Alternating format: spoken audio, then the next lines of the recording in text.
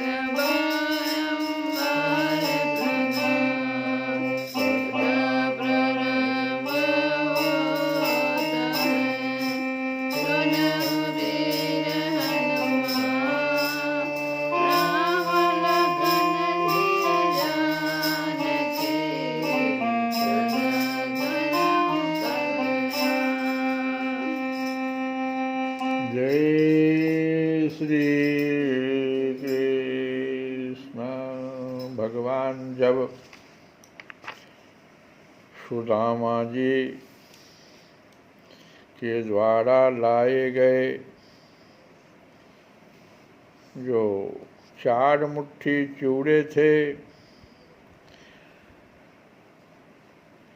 जो कि सारे संसार को तृप्त करने के लिए पर्याप्त थे, उसमें से 1 मुट्ठी चूड़ा भगवान ले लिए और खा गए। और दूसरी मुट्ठी ज्यों ही भरी त्यों ही रुक्मिणी जी के रूप में स्वयं भगवती लक्ष्मी जी ने भगवान श्री कृष्ण का हाथ पकड़ लिया। और क्या कहा रुक्मिणी जी ने? कहा कि हे विश्वात्मन, बस बस बस, अब नहीं, अब नहीं, अब नहीं।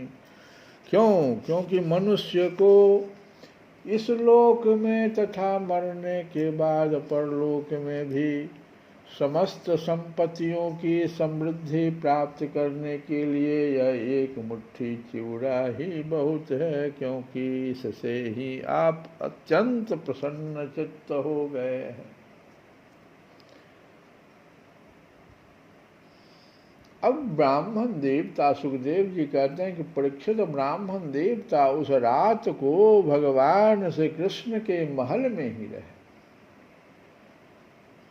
उन्होंने बड़े आराम से वहाँ खाया पिया और ऐसा अनुभव किया मानो मैं वैकुंठ में ही पहुँच गया हूँ। परीक्षित, श्री कृष्ण से ब्राह्मण को प्रत्यक्ष रूप से कुछ भी न मिला। प्रत्यक्ष रूप से भगवान ने उस ब्राह्मण को कुछ भी नहीं दिया, फिर भी उन्होंने उनसे कुछ मांगा नहीं। वे अपने चित्त की करतूत पर कुछ लज्जित से होकर भगवान श्री कृष्ण के दर्शन जनित आनंद में डूबते उतराते अपने घर की ओर चल पड़े। और मन ही मन सोचने लगे कि अहो,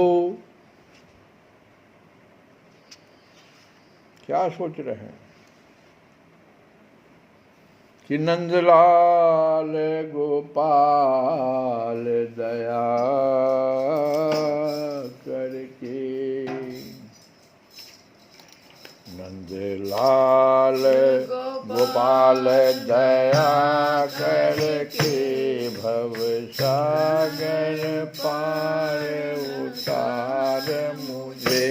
नंदलाल दयाल गोपाल दया करके भव सागर पार उतार मुझे। विकराल विशाल तरंगों में करुणा करके कर पार मुझे। पर सेवा पर उपकार नहीं, सत्संग सुजन सत्कार नहीं, सत्संग सुजन सत्कार नहीं। न विनय न विवेक न विमल हृदय, मुझ में कोई सुचि संस्कार नहीं, मुझ में कोई सुचि संस्कार नहीं। तुझसे विनती भी कर पाऊँ, तुझसे विनती भी कर पाऊँ, इतना भी कहाँ अधिकार मुझे। नंदलाल गोपाल दया करके भव सागर पार उतार मुझे। मैं दुर्जन और दया मैं तू, मैं कृपण कुमति करुणा मैं तू, मैं कुमति कृपण करुणा मैं तू। मैं वंचित हूँ तू वत्सल है, मैं आश्रित हूँ और आश्रय तू, मैं आश्रित हूँ और आश्रय तू, मैं अधम अधम उद्धारक तू, मैं अधम और अधम उद्धारक तू, इस नाते ही नाथवार मुझे नंदलाल गोपाल दया करके भवसागर पार उतार मुझे।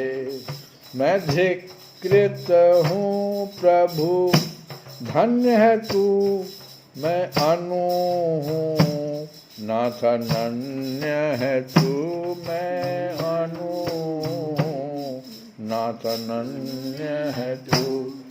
तज तुझको भला मैं किधर जाऊँ,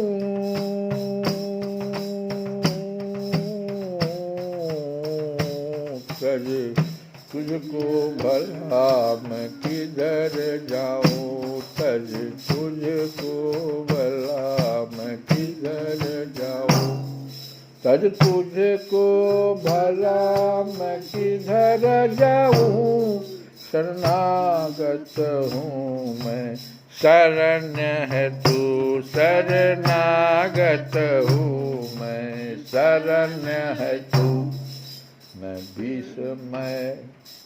मैं विस्मय तू विषहारी है, मत कर रे अस्वीकार मुझे नंदलाल दया करके भवसागर पार उतार मुझे, भवसागर पार उतार मुझे, भवसागर पार उतार मुझे। इस प्रकार से सुदामा जी मन ही मन, कुछ तो मिला नहीं प्रत्यक्ष रूप से, तो मन ही मन सोचने लगे हो। कितने आनंद और आश्चर्य की बात है, ब्राह्मणों को अपना इष्ट देव मानने वाले भगवान श्री कृष्ण की ब्राह्मण भक्ति आज मैंने अपनी आंखों देख ली। धन्य है जिनके वक्षस्थल पर स्वयं लक्ष्मी जी सदा विराजमान रहती है। उन्होंने मुझ अत्यंत दरिद्र को अपने हृदय से लगा लिया। कहाँ तो मैं अत्यंत पापी और दरिद्र, और कहाँ लक्ष्मी के एकमात्र आश्रय भगवान श्री कृष्ण, परंतु उन्होंने यह ब्राह्मण है ऐसा समझकर मुझे अपनी भुजाओं में भरकर हृदय से लगा लिया। इतना ही नहीं, उन्होंने मुझे उस पलंग पर सुलाया जिस पर उनकी प्राण प्रिया रुक्मिणी जी शयन करती है, मानो मैं उनका सगा भाई हूँ। कहाँ तक कहूँ, मैं थका हुआ था, इसलिए स्वयं उनकी पटरानी रुक्मिणी जी ने अपने हाथों चमर डुलाकर मेरी सेवा की।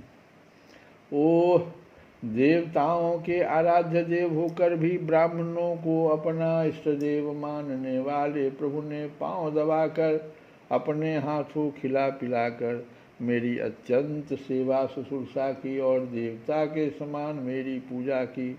स्वर्ग, मोक्ष, पृथ्वी और रसातल की संपत्ति तथा समस्त योग सिद्धियों की प्राप्ति का मूल उनके चरणों की पूजा ही है। फिर भी परम दयालु श्री कृष्ण ने यह सोचकर मुझे थोड़ा सा भी धन नहीं दिया कि कहीं यह दरिद्र धन पाकर बिल्कुल मतवाला न हो जाए और मुझे न भूल बैठे। इस प्रकार मन ही मन विचार करते करते ब्राह्मण देवता अपने घर के पास पहुंच गए। वे वहाँ क्या देखते हैं कि सबका सब स्थान सूर्य, अग्नि और चंद्रमा के समान तेजस्वी रत्न निर्मित महलों से घिरा हुआ है।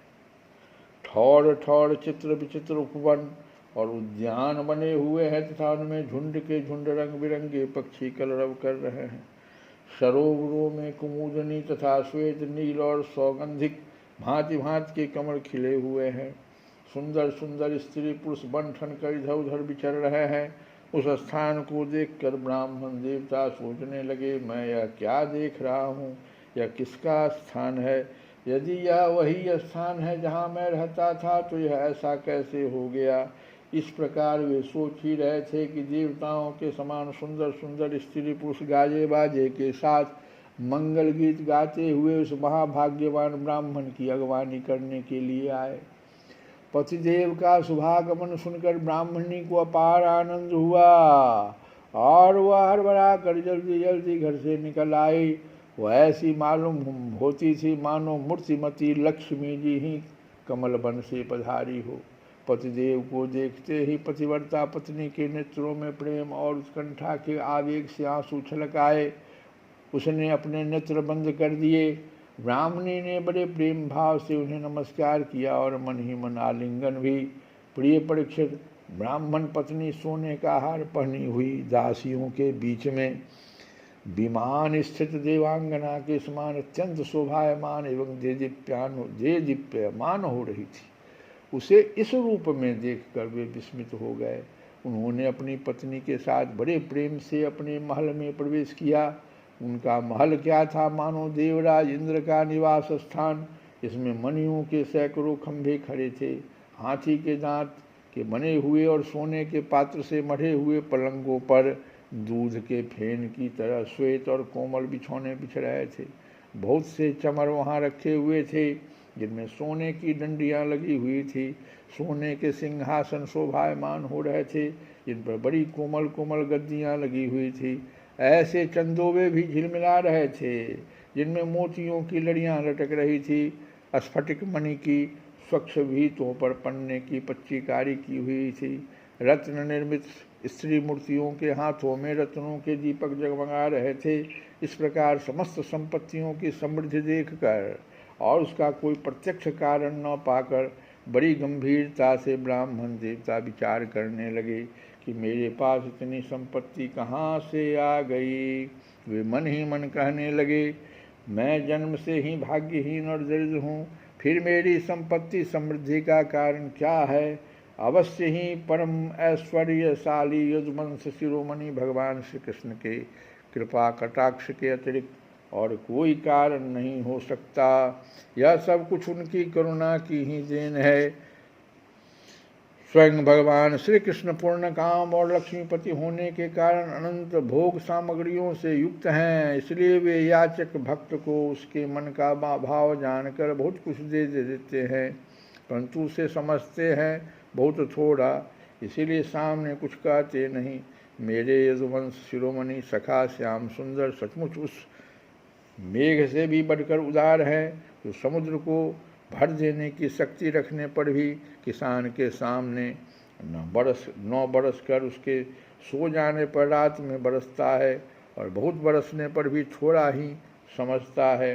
मेरे प्यारे सखा श्री कृष्ण देते हैं बहुत पर उसे मानते हैं बहुत थोड़ा, और उनका प्रेमी भक्त यदि उनके लिए कुछ भी कर दे तो वे उसको बहुत मान लेते हैं। देखो तो सही, मैंने उन्हें केवल 1 मुट्ठी चूड़ा भेंट किया था, पर उदार शिरोमणि श्री कृष्ण ने उसे कितने प्रेम से स्वीकार किया।